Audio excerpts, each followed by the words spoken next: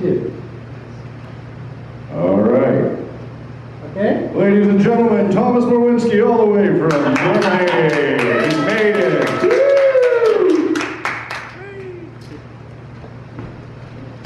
Yes.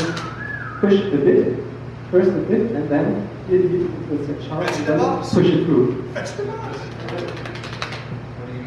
Very good. Maybe I'm down here. It's only a bit. You might want to start Until the first point, and then after that, and set, then. Oh, okay. You got a great picture of the floor. With a few slides. Okay, going to roll. The presentation will be about developing supplements for Middle-earth gaming. We had a more theoretical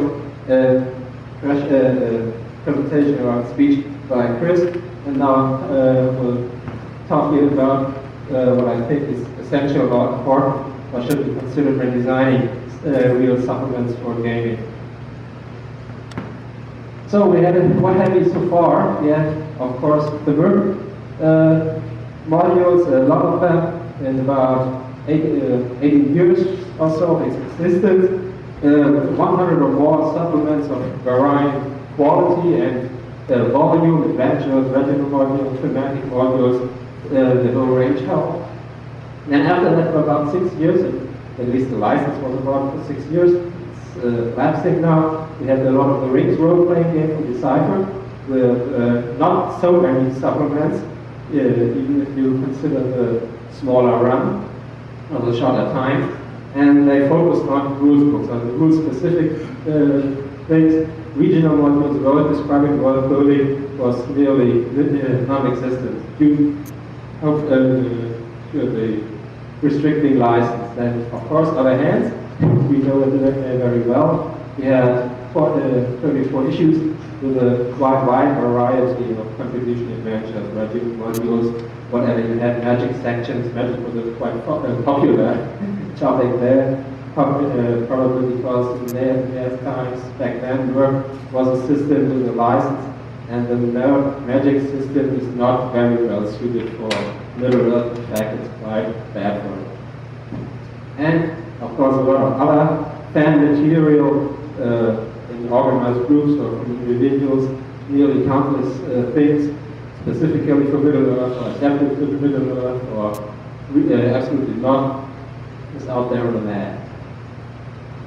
So what were the basic approaches for these different systems, commercially or fan-made?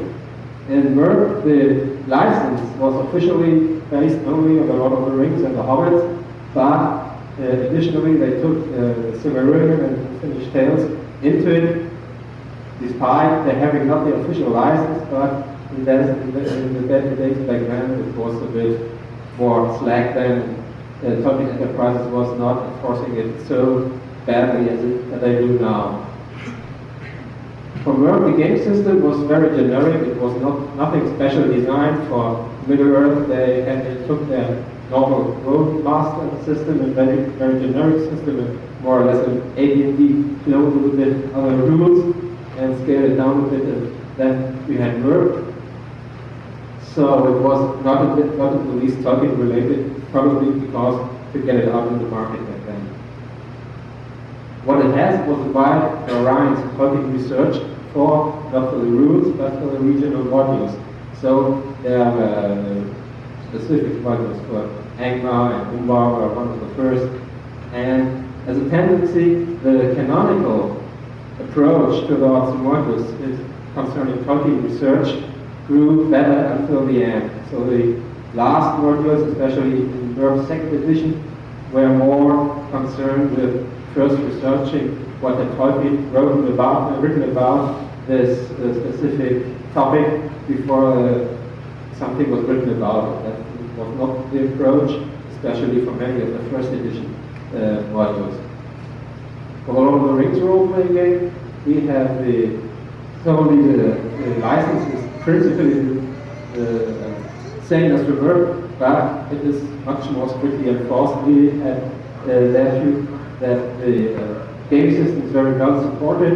It was designed with Tolkien in mind, so they had a look at a lot of the Rings and at the Hobbit and see what magic effects were observable there or depicted there, and try to translate these topics or these phenomena into game terms, something not in the least.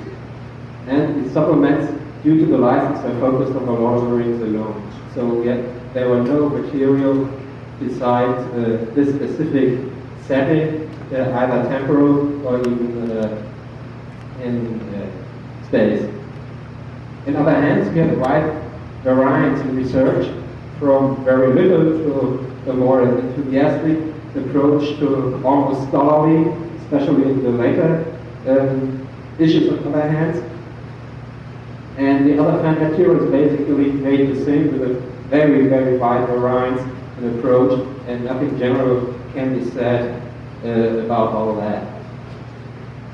So the question remains, when the module or another supplement is designed, how much Tolkien research should be put into it.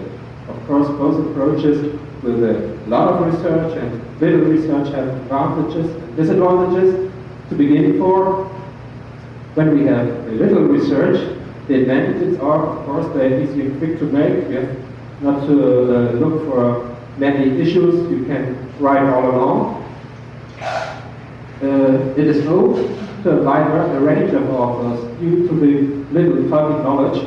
So you don't have to know anything about it. You don't need to have to read many books. You can write on. And of course, in close connection with these points, there's a lot of contribution possible, of course, because many people can write for that.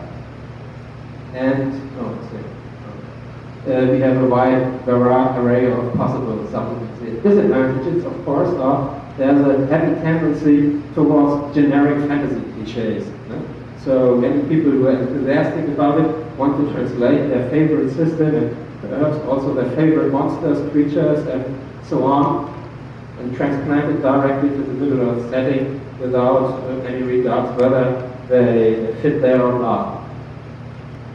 This was the case for Rollmaster. Many of the creatures there, especially for Rollmaster, were all nearly the same, defined in D&D or whatever else game system, and Nerdy translated the game terms comparable to Merc or Rollmaster. And due to that, they are prone to low compatibility with the writings Tolkien has left us either are they canonical, such as the Lord of the Rings or the Hobbit, or the more diverse source material consisting of the Silmarillion, History of Middle and Unfinished Tales, and so on.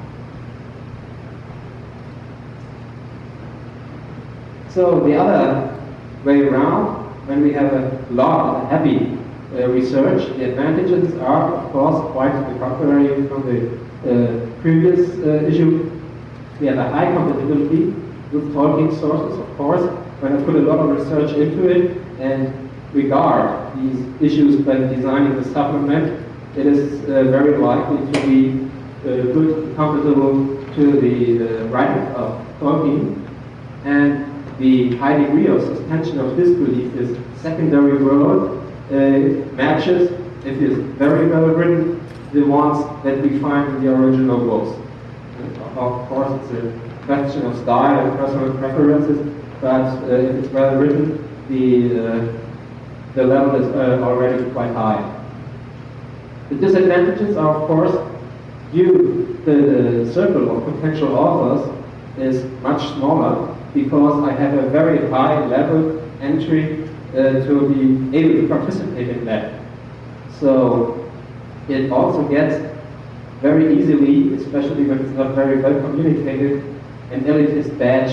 So, oh, these are the knowledgeable boys, they don't want any other guys who knows a little bit less, and they know everything, and when I contribute something, it's bullshit because they know it better and they have written so many other things. And it leads, or they think it might lead to discrimination of those that are not as knowledgeable, but are very enthusiastic. So many think I have to read a lot. So when I get there, the first one said, okay, read these 1,000 pages, and after that you can come back and participate here. Of course, many people are not very happy with that. And due to these previous issues, we have, of course, very small or smaller output in numbers of supplements of whatever nature, because the high degree of discussion and research in content and designing that leads to high I need much time to make that, and of course then I get less publications or supplements as well. So this is a cartoon from an old German fanzine or gaming magazine. Here, this guy sits a bit something like that. He says, "Oh, does that count or what?" You see this alpha-like figure. And says, "Oh, I got the saw from the stone. Does it count or does it not?" So it's a bit similar to those. I have a bit research and okay, I can use it all. Can I? So, and the concrete example where I will explain this a bit more, at least the approach I prefer, and I think is, in the end, the better, the more satisfying, is in this mapping project. You have seen that in the first issue of Tolkien Moot, the big essay and the accompanying maps about the approach to mapping art on a global scale. To begin with, and we had another map, at the very beginning, of course, was a map that was published with Merp and made by Pete Family in the early 80s, and especially in gaming circles that treat with Middle-earth, this map is the most widely accepted, and many people will probably still use it. And on the other hand, I myself, I must admit it, made a contribution. And this map, this new continental map, was based solely on the gut feeling that this relatively small middle family continent should be a bit bigger, because there were a big quote about our Middle Earth being the predecessor of our own real world, but only in ages past. It was this quote from the letters that led to that, where Tolkien says that the time between the fall of Barad-dûr and our days is a few thousand years. Take 6,000 years, take or less, a few more or less, but in principle it's only a matter of time and not of the principal idea behind that. So this map was a result. You see in color here is the old map made by Pete Family, and overlaid this line art image of this new continent. Especially east-west distance has been greatly enlarged, and the southern continent below the family continent has been attached as well. Of course, these new lands gave great opportunities for designing new realms, new histories, climates, and so on and so on. And for the time being, back then, on the other hand, I was satisfied with it. Oh, the new map, it got published in other hands, it was very thumbs up. And it has been used, well, it has been in use for some years by now. This map was quite easy and quick to produce. It did not take me very long to do it.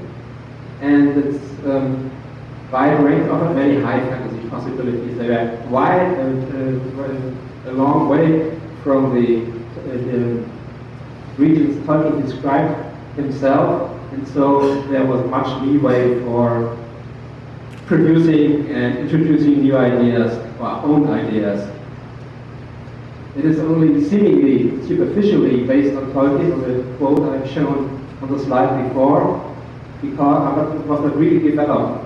It hung on this single quote without further researching or at least checking whether Tolkien had else written on mapping in art or designing maps himself, or at least sketches of maps. And this is led to a little small compatibility with his thoughts as he expressed firstly and very elaborately in the Ambakanta, the History of Middle-earth, Volume 5. Unfortunately, Tolkien never further developed his work. The histories, the written histories, and the descriptions of Williams and the geography had changed after that, but he never made any maps more matching these, and the Ambakanta maps is the only thing we have in that department.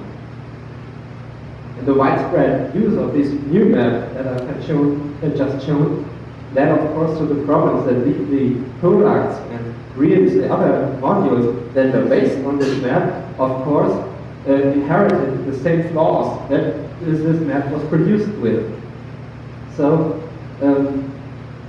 as a conclusion, I came to the conclusion last year or a few years before that basically a new map should be made, and this with a much higher level in Tolkien research to amend the errors that were made with this map. You can see the maps here all depicted up on the wall, and what are the characteristics of this new development? They were based primarily on that, what we could glean from Tolkien in his books. Either the maps in the Ambakanta or the sketches in the Ambakanta, and the descriptive text that we find in all the volumes, especially the later volumes of the History of Middle-earth. And only as a second priority, gaming resources were used.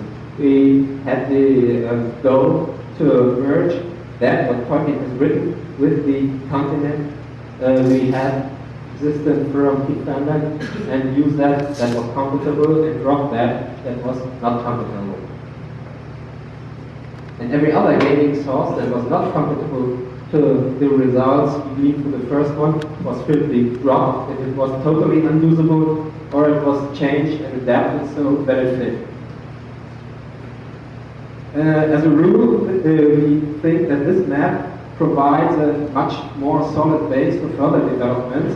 Of course, there's never an end point where we say this is the absolute truth and there's not much more to improve, but at least is a much better research and less map than the one that was published in other hands. The great advantage of this new map is that the regions of interest for the vast majority of gamers, that's the Northwest that Tolkien had described, remain untouched or nearly untouched by these changes, so that only those regions lying far away have been changed. But even if these are of interest to some gamers and some developers, it surely is not the focus of the vast majority for those gamers interested in role-playing in Middle-earth. So this is the map, or one of the maps. It shows us the third age of Middle-earth.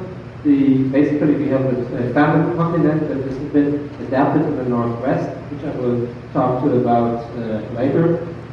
And these are the remnants of all the first and second age structures that we have devised for it.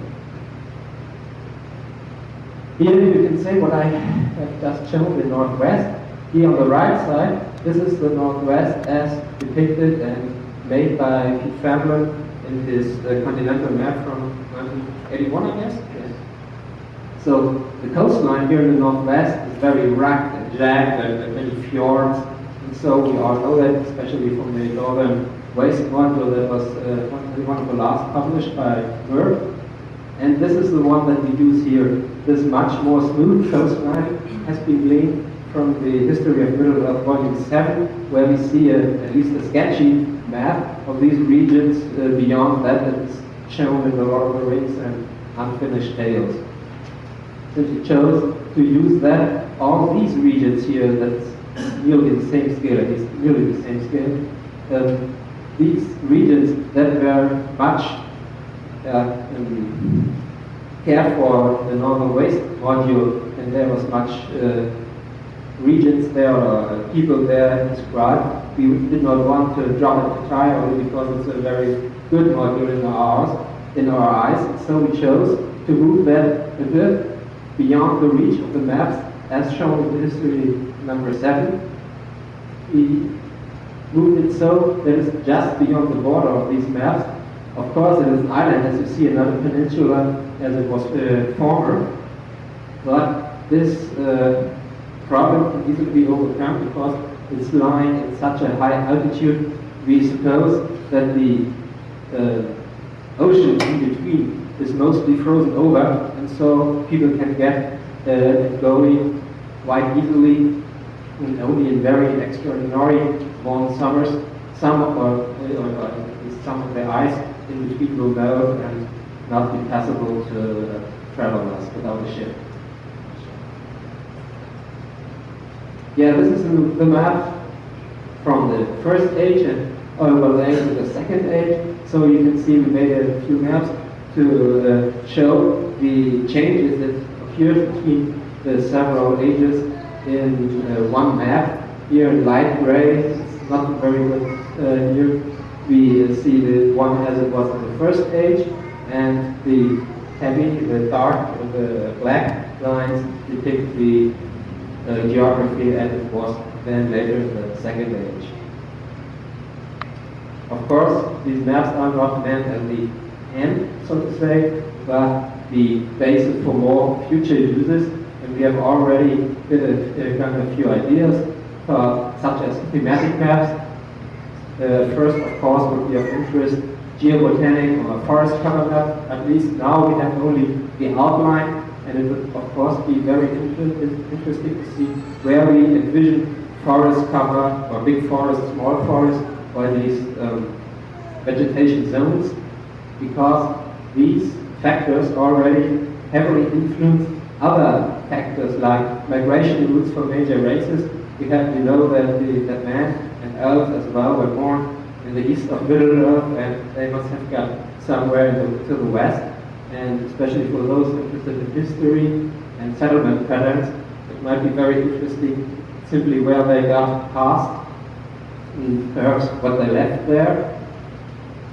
I said already the settlement patterns at different times on a grand scale. So we can say in this region we have a group of men, and not only as a regional model say men are there, so we can say they came from there, went over there, and not everything was settled, but there were patchy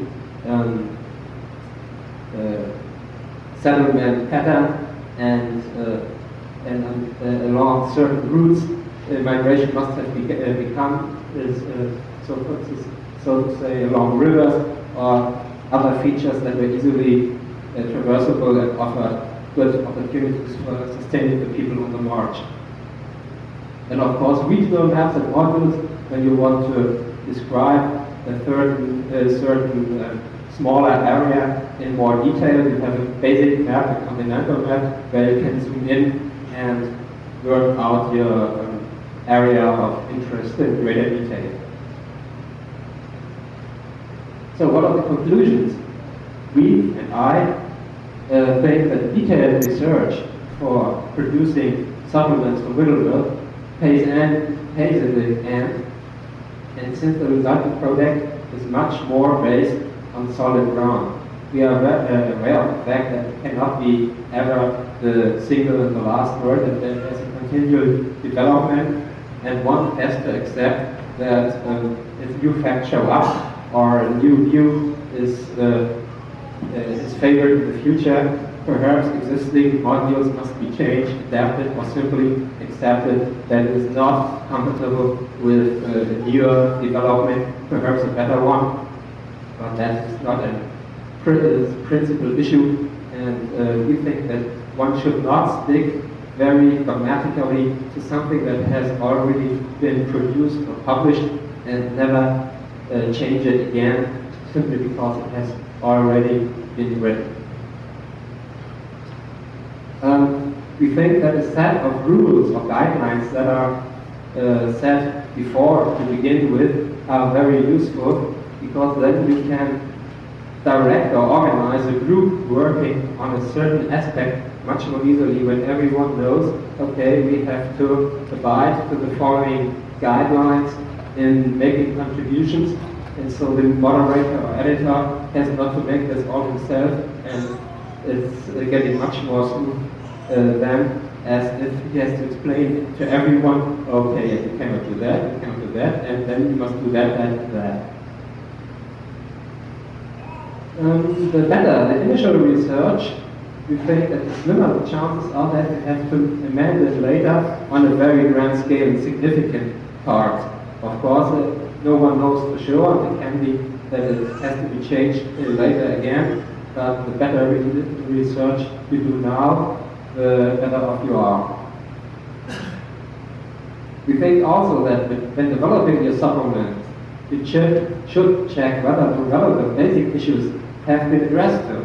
So if I write a regional module on a specific kingdom, realm, or whatever, I should look at the basic issues like geography, geobotanics, climate, and so on. Has it been already addressed or not? If not, it is very advisable that we make some guidelines or some basic issues available for that. Since when I do not, I write straight ahead only, and later I think or others said, oh no, that cannot be because these are certain rules, and so this does not function. And if this is then applied to certain key aspects of the module, much work has been done and many energy wasted, and it has to be done.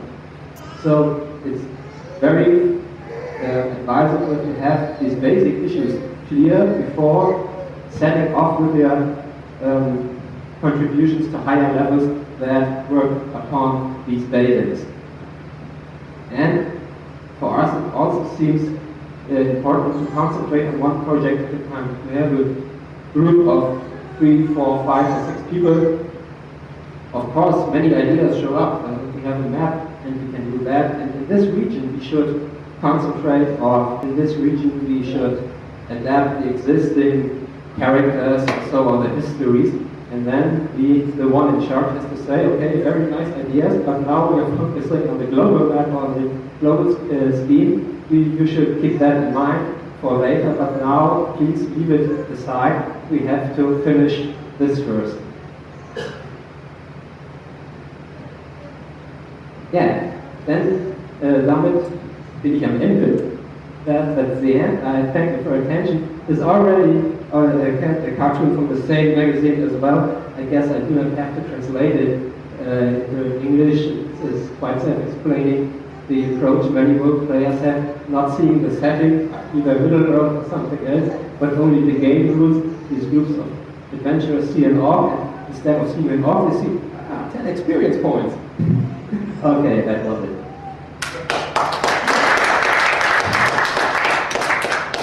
Yeah? Just do it again.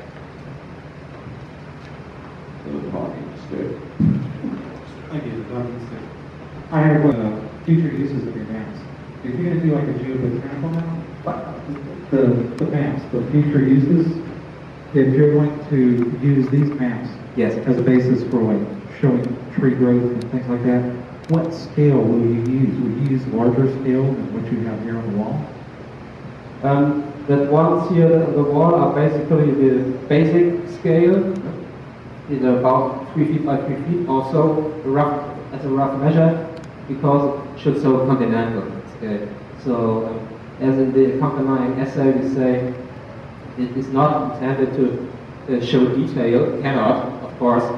It should only show the general shape of the continent, of the geographical features, and smaller issues can always be resolved in a regional module.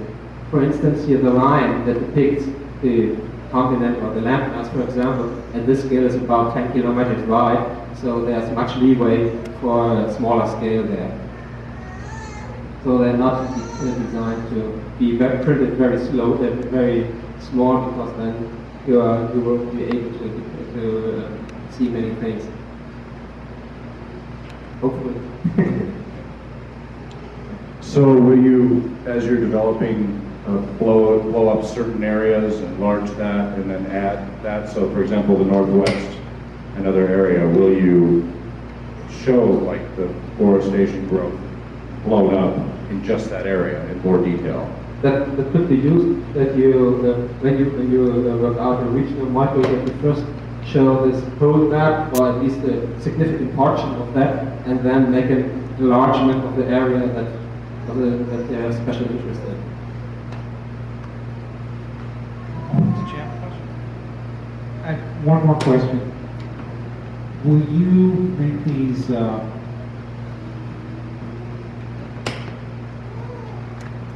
what's the license? The GNU? Oh. Will these be GNU-free documentation? Yes, Or absolutely. Yes. So anyone will be able to use them? Yes, everyone take them.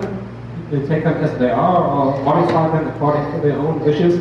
It's a free license, but we have made clear, that's always in the choice of the authors, that we will use these maps for further developments. One issue I have not mentioned is, to show that. Okay, this is for the third age map. This whole mapping project has always been seen as a preview at the annual meeting of the German Tolkien Society about 1.5 weeks ago. Those people attending were quite fond of the maps essay as well, but the one issue they had with it was here the third age map, which of course differs the most from the previous ages and the Underkanta inspired maps.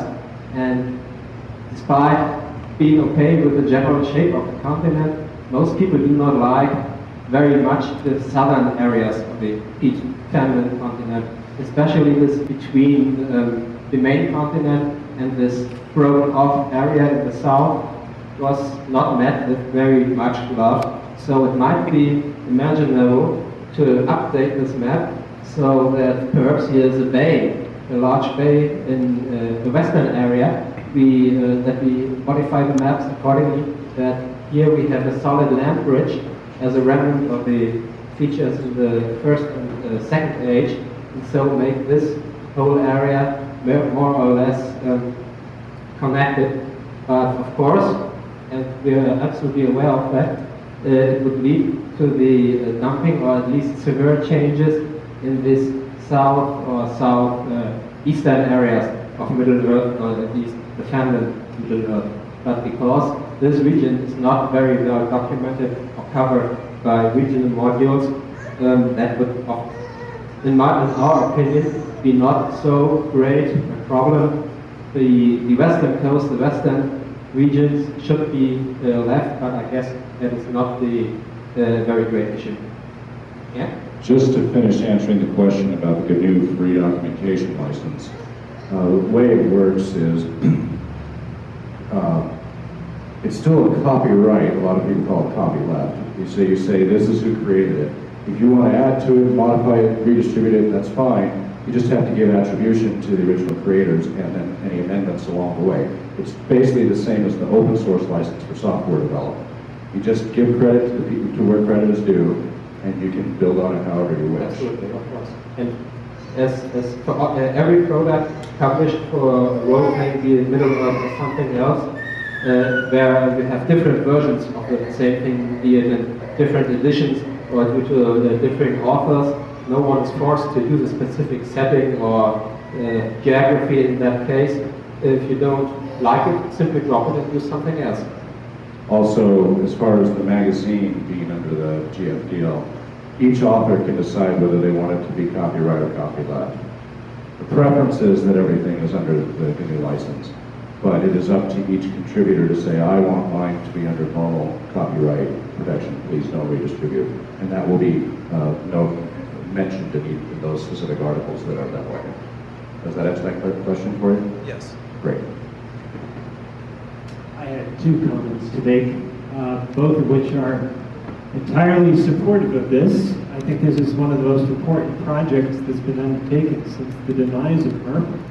And I'm totally with you on the need to do as much research as possible for the foundational efforts in terms of mapping and describing general patterns, because then those who want to do the higher level material in terms of histories, adventure plots, and so on will have not just a foundation that's understandable to themselves, but also something that they can easily share with other authors. Absolutely. And I think one very important aspect of this whole process, which is unlike the original Pete Fenlon map, is that this is a public collaborative process that is documented. In other words, that sure, there will always be disagreements about specifics, and that's entirely within the license of any creative mind. But I think that the fact that we actually have the documentation of what were the thoughts that went into drawing it this way rather than that way will make conversation about the disagreements. It should make them much more simple, but also should help us to lead us forward to better mutual understanding of where we might go with it. So I think that's absolutely essential. We can't ask, most of us can't ask Pete Fenlon, why he did this or that. But now we can, so that's a great benefit, and I think that the fact that it takes a lot of effort and a lot of work to do it will simply mean that it will be that much more worthwhile. The second comment really was a comment of what implications it might have for people who have to now change either the area they're working on or some other. I think this is nothing new. I think this is the condition of doing role-playing development in another author's world. Namely that we all work within creative constraints. And if the creative constraint to be conforming to that author means moving something into an island, I would obviously say, great, now I have to figure out why that is, and now I have to figure out what new kinds of stories I can tell about it that I couldn't before. So I think that it's essential to the whole creative process to recognize the kind of limitations that you do here. So those are just two comments in heavy support. Yeah, the first comment you had, it was very important for us not only to present a new map and say, okay, we think this is better than anything else, but to say why we think it should be done this way and not another.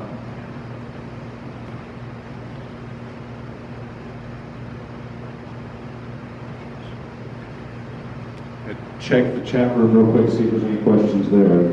We'll see. Fortunately, everybody in your time zone is asleep because it's what, 2 in the morning over there? Okay. But we will have this as a downloadable audio file later so that people will be able to listen to it in Europe. And I know a lot of people said they wish that the time zone had worked out because they really wanted to ask you questions, but maybe as they listen to it, they'll probably email us and I can forward those to you. You can answer, we can create a dialogue on the website to answer and develop it that way. So, no further questions, anyone? Okay, let's call that a wrap. Good job. We decided to stay, and this is already documented in the essay, that the archive that was built already from the beginning, and only the Norwegians in the second age thought that was a disk, because these areas here, and here above as well, are blocked by permanent pack ice, and so they were not able to leave these areas in warm summers perhaps. There was a passage probably so that the ground built up to the north. Here these areas east to the north here, these were packed with ice, impassable to any ship. So when the Norwegians saw that, they could navigate all this but not beyond. So this is essentially only the one half of the globe. Right. The other half was always present but not accessible to the Norwegians. Right, and then the land mass changed. Yes. After the calendar, when the whole of the earth was changed here, Yes. you see that? See, now you're over here. Then the barriers were removed, and then the Norwegians, or the Unedited, then in the Third Age, were able to navigate the whole globe. Right. So they, from this came the belief. Formerly we had a flat disk, we were not able to leave, and afterwards we had a globe we could sail around. What's that part there? Here, that's here. Yeah. That is, we had in the other hands in a very good essay about the lost islands here in the northern part of these remnants of Valerian in the Northlands from Jeff Irwin. And he had this area here as called the Muro Eras, and he identified it as a remnant, a broken off remnant of a man when the man was removed into the realm of hidden things. So, but we are a bit skeptical whether this should be really viewed as the part of a man. But either way, you could interpret it for your own campaign as a part of a man that broke off because in the Third Age it's not accessible at all, or you can interpret it as a part of the new lands that were accessible and created after the Academy. So either way, you can use it there. And because Jeff, in a bit different shape, but basically in a similar position, had these island or these landmass there, we thought it might be a good idea to include it as well with an alternative explanation, whether as a part of the old lands remaining in the mortal world or a part of the new lands now accessible. Either way around, it's usable. Well, where's Tank there? Angler. We have a first page here. No, the other way here. Well, I mean, Here, right in the far left. on the old maps, does it still exist? Yeah, that's a very tricky issue. Because in the Silmarillion, when you look at the Silmarillion map, Angband is excluded. And that's a very interesting thing, because in the older sketches of Tolkien concerning the histories of Beleriand, he had Angband very close to the Northlands. And you can see these mountains on the a bit more to the east, at about this spot here, there was Angband. It was depicted on the maps. But later, Tolkien changed his view and moved Angband much further to the north. You have in the Silmarillion, the published Silmarillion, the famous quote that between Malibroth and Angband there were 450 miles in a direct line. And when you have a look at the scale of the Beleriand maps, as shown in history, 450 miles is right here. So these three big mountains are Angband. Which is absolutely not compatible with this old southern position. So this southern position, which is depicted on the map, is only available in the older versions of the Silmarillion or Beleriand legends, and not in the newer ones. The newer ones, it was moved to the north, but the accompanying map was never updated by Tolkien. And so we guess that Christopher Tolkien deliberately left Angband out on his map in Silmarillion because he did not want to decide on a southern or northern position. Because some features of the old maps are not compatible with the new developments later, and the other way around. So the story itself. Yeah, but the story in the Silmarillion is, when you look at it, have a very close look and compare it with the sources that are available in the history of Middle-earth, it's pieced together from different periods of Tolkien's writings. They are more or less good merged by Christopher Tolkien, but they are not the product of the same period of writing, and so they are not wholly compatible internally. It looks compatible, but when you have a very, very close analysis, you see they are not compatible. They are contradicting things or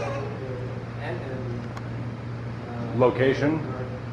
Contradicting descriptions of the same issue, and so we had to decide on the position. And we took the latest one that positioned Angband 450 miles from Malibroth, and accordingly it met here. That makes more sense to me. So this So is our Galen, here these wide plains, this prairie-like plain, is very, very great. So we had discussed it extensively in the battles of Beleriand, in the Dinah and the Rudyard, or in the Dagor Aglareb. All the elven armies must have marched in the plains. quite long. Yeah, they have to be in the plains, right? Yeah, they had to be in the plains. But when you look at the distances and possible marches and distances covered by real world armies, and as well as the hypothetical armies by Tolkien, especially the famous ride of the River, which is a quite tough thing if you consider a fully armored army plus train in its vein, then it is entirely possible. Then Tolkien himself says that the Noldor had a watch here with heavy contingent or perhaps wholly created out of cavalry. So all these conflicts that were in Archdon were probably mostly cavalry or at least mounted infantry that could move more rapidly. This is one of the interesting implications of moving the area of Weaver west, is that is any of England there now? That makes an interesting possibility. We had to move the mountains of Hitler to the north because there was no way for Warlord armies to circumvent Hitler but to march on the very edge of Middle-earth and on the coast south again, as said in Silmarillion and the other sources. So Hitler, the one that is depicted on the Silmarillion map, is only that area, not about that area. And the greatest part here is not depicted. And to have a watch on England, either in the southern, especially the northern position, is only possible if you have a heavy cavalry force that cover a greater area efficiently and any time. Well, what about That was here, located here. This is a post-Tumno map because these, the arid and green, the originally arid and green, are envisioned, are described by Tolkien as a semicircle here in the north, and as in the Battle of Tumno lay roughly in the middle of the arid and green. And when the Valar came to him, battled him after the awakening of the elves, we suppose, and that is said in the essay as well, that the land here was so heavily damaged that this Vale of the Two was created as a result of the Battle of Powers. Because Tolkien uses the same word for the destruction of Tumno as he later uses for the destruction of England. And he says that after the War of Wrath, that England was unroofed. He also said that the ocean spilled in many places and eventually the whole area, or the greatest part of the area, was submerged. And he uses the same vocabulary when Tumno was unroofed in the war, in the Battle of the Powers. So we suppose that in this later version of the legendarium, that the Tumno was destroyed and the water of the ocean spilled in afterwards. That's one of the issues Eric has as well, because he wants a wider in the East that is more comfortable with his personal use. I actually like that idea right there. And we have this up with the other minds. We have in this debate we have covered almost every relevant topic considered why we choose to make it this way and not another one. Yeah, well, that just makes sense to me. So, where would you place England on the other maps? In the original northern waste positioning, it was supposed to be a couple miles south of, I think, one of these islands here. You're not going to enter your game, so. Unless you have a good part of divers. Wow. Schema might not be sufficient. Oh, you need a little more. Submersible. Yeah, there you go. Yeah, but underneath there might be secret underground passages. Absolutely, yes. So we suppose that it would be an interesting topic for a follow-up, using this whole basic geography and depicting at least the major passages of the underdeeps throughout Middle-earth. That would be really neat to see something. As well, the awakening places of the North, one of my favorite subjects. Exactly. Yeah. So one of the major issues with Eric as well. I remember that was because Tolkien does give some notion of how far each of the awakening places would be. Yeah. Oh, it does. Yes, and the historian one as well. He says that the awakening place of the Longbirds was the Gundabad mountain. That being and two other tribes awoke in the north of the Aranui. That was basically, of course, the tribes in the district of the area of Norwalk and Belfast. What's happening? No, not with the underneath, with the awakening places of the dwarves. Tolkien describes that the other two awakening places were two pairs of dwarves in the world, were greater or greater as between the Area Louis and the Wunderbatten Mountain. And he said east, so you can suppose with some degree of certainty that it was more or less in a line east and not dispersed throughout Middle Earth. Right. So there's some kind of northern picket line against the rear of Morwinsky in the north. Yes, Yeah, that makes sense. because it's really described that Aule made the dwarves tough and very hard to endure the Middle Earth that was ruled at that time by Morgoth. His Melkor. version. Yes, his version. He had a rough version how the later children, the elves and men, would look alike, but he did not knew very precise. So he made them as best as he can, but he made them with very tough features to endure the hardships in Melkor's Middle Earth. So it might be, it's not very unreasonable to assume that the awakening places were located in a line of about approximately from here to here, in mountainous areas, of course. And he says that the migration radius, so to say, of dwarves was very, very limited. They're not very prone to migrating very long distances unless they're very, very, very duress. And we have the example of Durin's tribe, from which we know that they had very, very many misfortunes. First, they had the Balrog in Moria, and afterwards they had the dragon in Erebor. And if you take Gundabad as a middle and draw a circle to the utmost regions where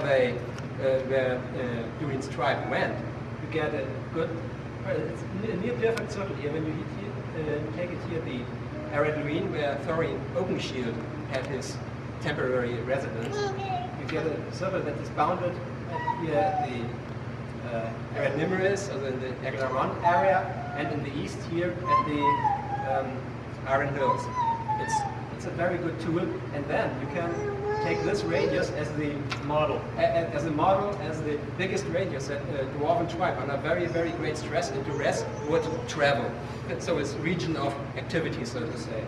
And then you can take the supposed other awakening places, draw a circle of similar radius around them, and then you have a very rough but workable imagination where you could expect to dwarven settlements in later ages.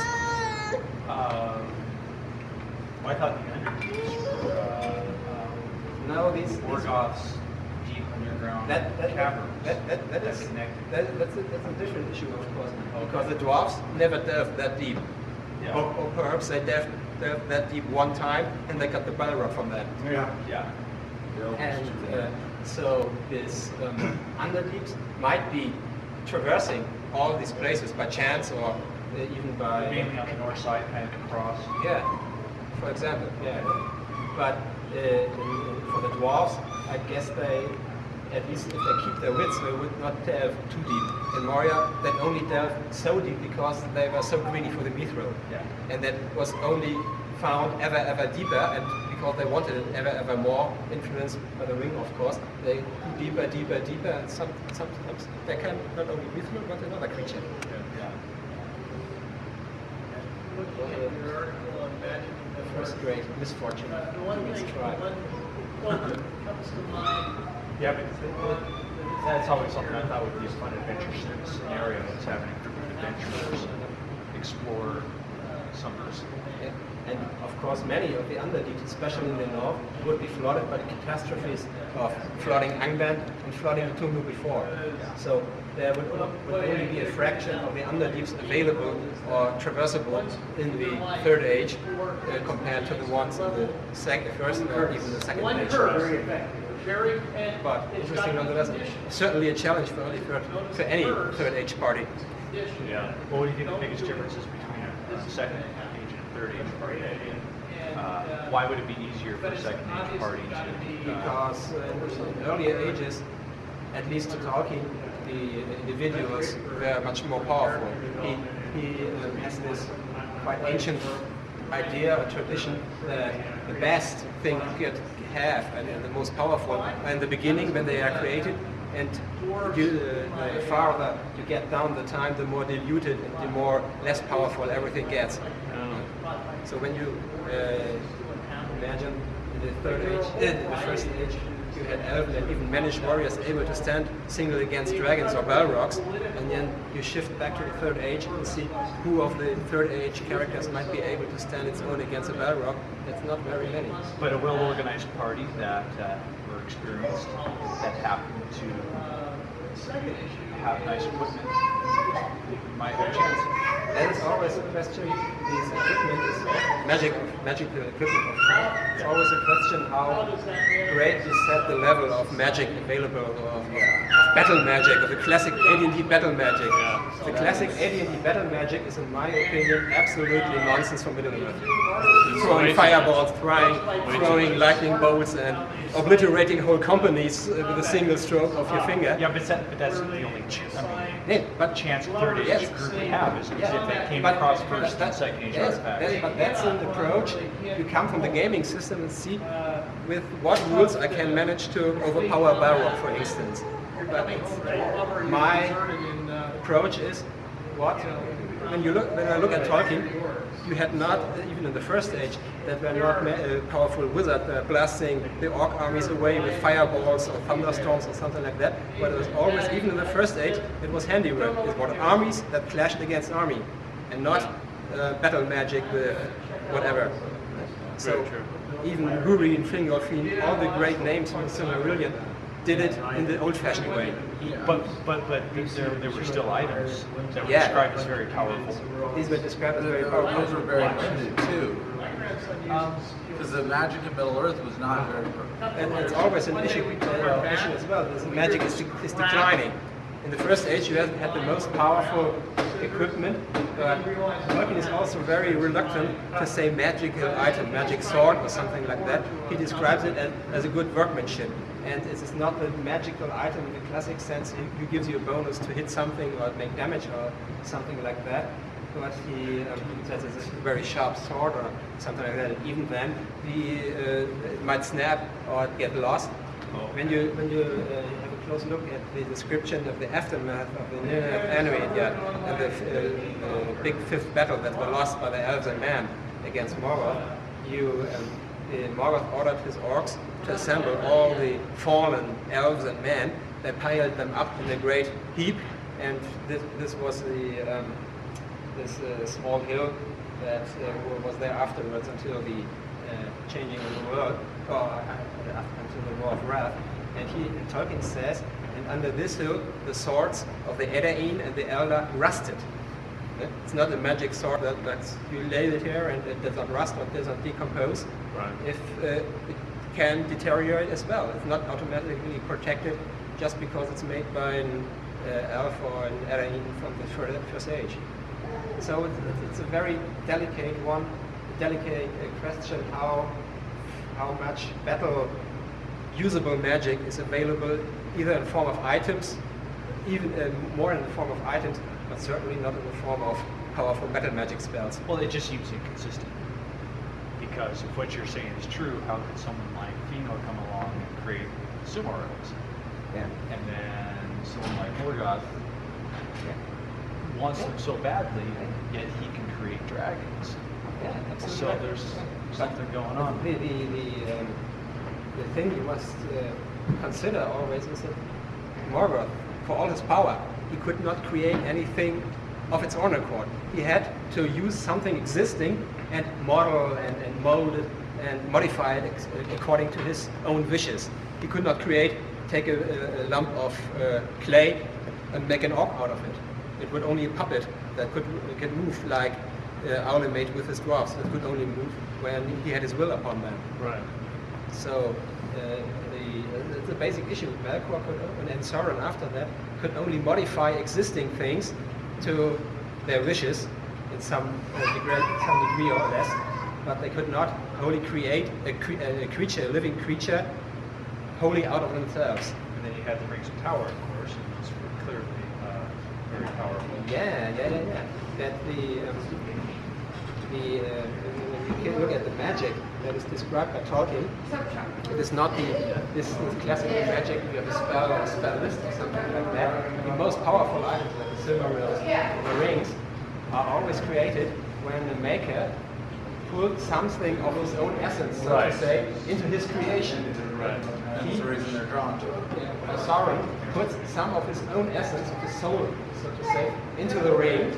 So this was a conscious item, and he had to do this because the rings that the elves had made, especially Celebrimbor had made, were very, very powerful on their own accord. And neither Celebrimbor could recreate the third rings.